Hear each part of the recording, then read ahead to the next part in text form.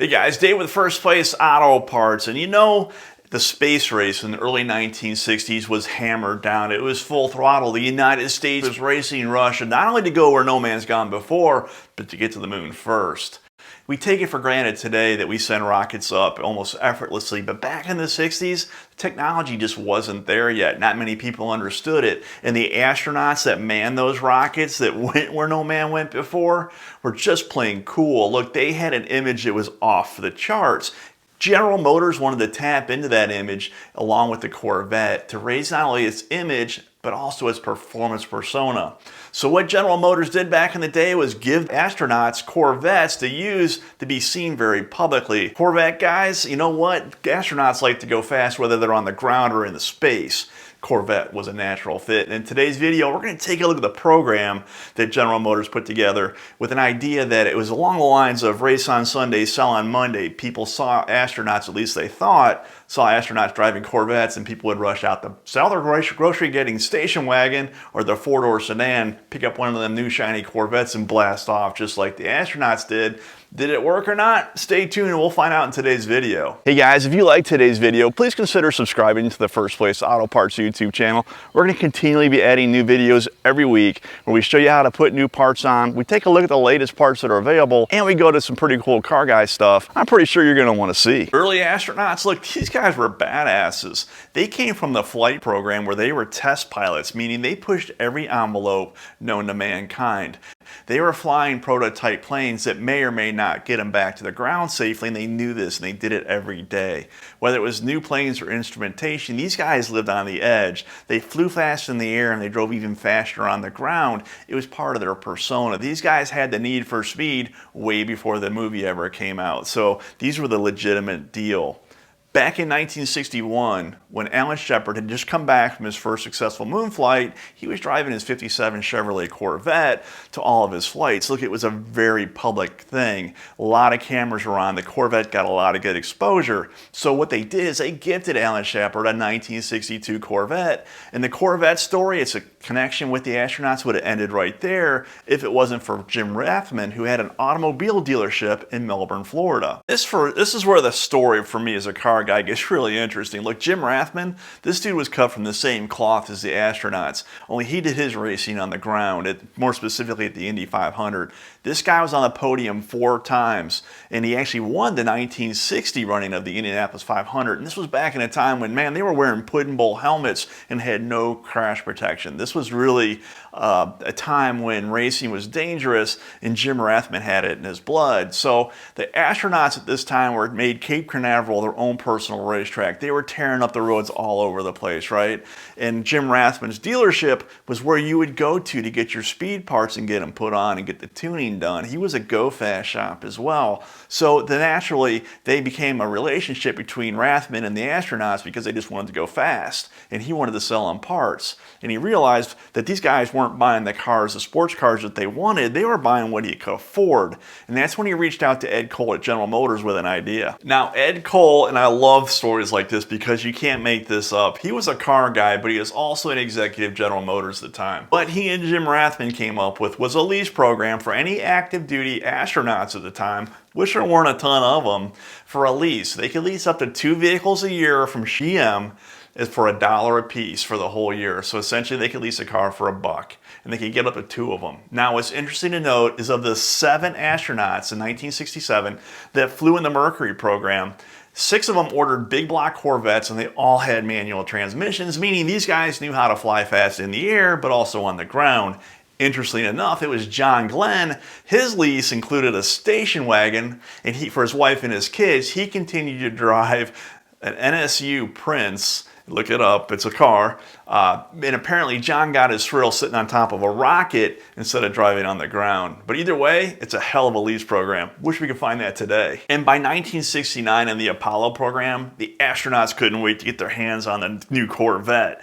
But they wanted to do things a little differently this time because it appears that there was a lot of competition amongst the astronauts for who had the fastest Corvette at the time and the best looking one. They wanted to level the playing field. So 3 of the Apollo astronauts, Dick Gordon, Pete Conrad and Alan Bean, they all leased matching Corvettes. The 369 Vets rolled off the dealer lot, equipped with a 390 horsepower 427 turbojet V8, were paired with 4-speed manual transmissions, and had a positive traction that carried a 308 rear gear. Air conditioning, all three cars had it because no self-respecting astronaut wants to have armpit sweat through inner silk shirts. So these Corvettes wouldn't be confused with anybody else's Corvette.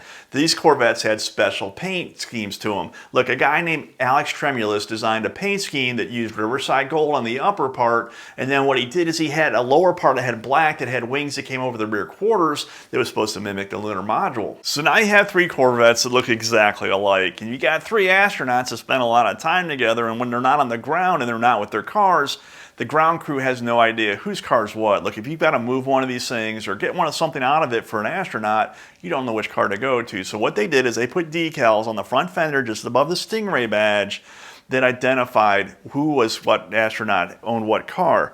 Now, it tied to that color, and NASA did on the spaceship, is whatever astronaut, their tools or personal belongings and things of that nature was color identified as well. So the color on the front fender matched what NASA used on the spaceship and in their programs. And with inside each one of those actual decals, there was an abbreviation of what each astronaut actually did on the mission. Conrad's Vet and the red square had CDR because he was the mission commander.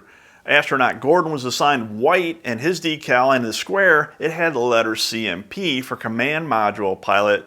And lastly, Alan Bean's Corvette sported the LMP for Lunar Module Pilot in the blue square. Now, of the three Corvettes for these three astronauts, there's only one car, and that's Bean's Corvette, that has survived the 50+ years. Look, we're talking about big block 4-speed Corvettes. Sometimes these things got wrecked, right? So Bean's car is pretty cool. A gentleman out of Austin, Texas bought it in 1971 off a GM lot under a closed bid situation for $3,300. Look, back in 71, I'm sure that was an appreciable amount of money, but we are talking about an astronaut's big block 4-speed Corvette here. It's a really cool buy. Now, flash forward to 1971 and Apollo 15, and the astronauts, they did the same thing that Apollo 12 did, and they got matching Corvettes as well. And staying true to earlier astronauts and their Corvettes lineage, these cars, the 71s, were powered by 454 cubic inch big blocks, still shifted by a manual transmission, which means the astronauts were okay in my book. They were still manually shifting gears in a big block Corvette.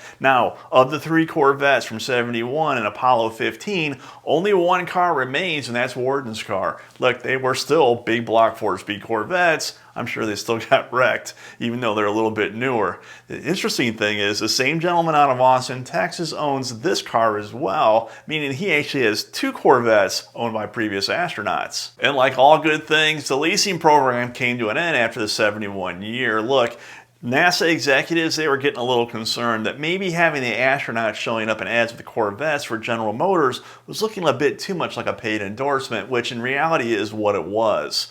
It's just a fact. So unfortunately the program ended, but it didn't keep future astronauts from buying Corvettes. Like, the Corvette is still tied to not only speed and world class, but to that cutting edge, right? It still leads today in the field of technology and value, to be honest with you. But the astronauts, back when being an astronaut was not something normal. We didn't go to the moon every other day. It was something unique. These guys were risking their lives, and the cars they chose, they were Corvettes. And one final note and proof that there is justice in this world is Alan Shepard wasn't the only fortunate astronaut who was gifted a car. Look, if you remember what I said at the beginning of the video, Russia and the United States were in a race to get to outer space first. Russia actually beat us by about a month. Their cosmonaut, his name was Yuri Gagarin, right? But forgive me if I didn't, Yuri, you'll understand. He got a car from his government as well, and what it was a Matra jet, which was a mid-engine French sports car that I guarantee you Alan Shepard's Corvette would have wiped up on the street. Look, guys, I hope you enjoyed this video. It's interesting to learn a little bit about the history of some of these cars and some of the marketing that took place and some of the nuances. Look, we just don't see this stuff anymore. But back in the 60s and 70s, it was the wild, wild west. Cars were fast, astronauts were cool, and all kinds of stuff took place behind the scenes. Guys, until next time, keep the hammer down and keep it between the guardrails.